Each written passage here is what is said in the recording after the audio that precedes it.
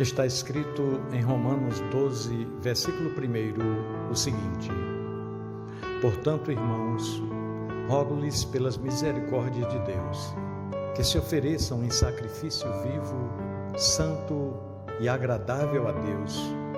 Este é o culto racional de vocês. Meu irmão, minha irmã, uma vez justificados pela graça por meio de Cristo, a ideia é que vivamos de uma maneira que Deus seja honrado, pois todas as coisas são dele, por ele e para ele. É esta a afirmação do último versículo de Romanos 11. O capítulo 12 começa com uma súplica para que nós, cristãos, cumpramos esse propósito. E então, o apóstolo aponta caminhos para que seja assim. O capítulo 12 de Romanos é uma prescrição litúrgica para a vida do cristão. Estamos acostumados a liturgias para o culto do templo, mas sem uma liturgia que nos faça adoradores com a vida. A liturgia do templo é perda de tempo, pois não honrará a Deus. Não há poesia, canção ou homenagens que façamos a Deus e seja recebida como adoração se a nossa maneira de viver não estiver manifestando de fato harmonia com o reino de Deus. A liturgia proposta por Romanos 12 nos pede a oferta de nós mesmos em sacrifício. Um sacrifício vivo, realizado por meio de nossas atitudes, posturas e modo de pensar. Uma liturgia que envolve aprendizado, amadurecimento e crescimento. Este é o verdadeiro culto cristão. Ou será que acreditamos que o culto do templo seja o que Deus espera de nós somente? Jamais foi, não é e jamais será. O que Deus espera é o culto de nossa vida.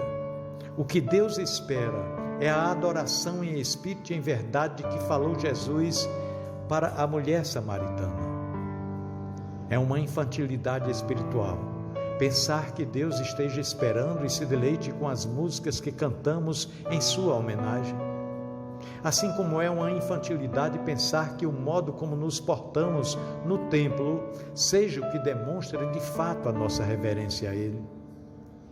A reverência que Deus espera, a que realmente revela que o levamos a sério, está no modo como vivemos e nos relacionamos. O nosso coração contrito, a nossa atitude misericordiosa e a nossa humildade. Nosso amor e nosso serviço sem segundas intenções simbolizam o que Deus espera de nós. O culto da vida precisa dar sentido ao culto no templo, ou este jamais fará sentido. Em outras palavras, a liturgia do templo precisa estar em diálogo, em consonância com a nossa vida. Do contrário, será apenas distração espiritual. Nós precisamos nos libertar do amor e apego aos nossos ritos religiosos. A fé proposta pelo Evangelho de Jesus é muito mais do que isso. Nós devemos ser mais sensíveis ao próximo e às suas dores, em lugar de apenas emotivos em nossos cultos no templo.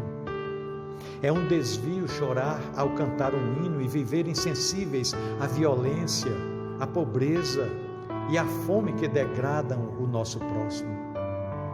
Nosso Deus é o Deus da vida e não do templo.